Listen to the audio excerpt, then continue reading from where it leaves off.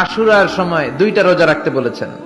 বিশ্বনবী রেখেছিলেন একটা রেখেছিলেন, আর বলেছিলেন আমি যদি আগামী বছর বাঁচি লা আসুমান্না তাসা।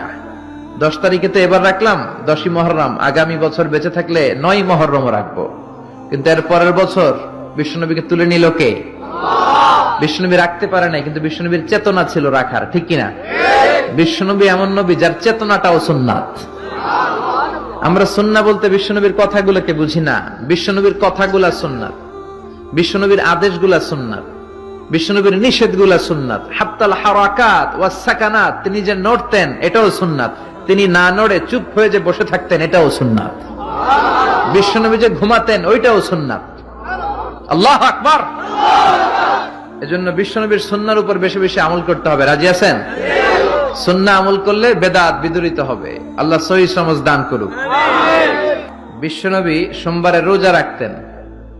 আমাদের অনেক মা বোনেরা রোজা রাখতে চায়, তো রাখতে যে তারা কিছু বেদাত করে ফেলে। যত জায়গায় যতটা সুন্নাহ আছে ওই সুন্নাহ সরায় ফেললে ওই জায়গায় বেদাত ঢুকে, ঠিক কিনা?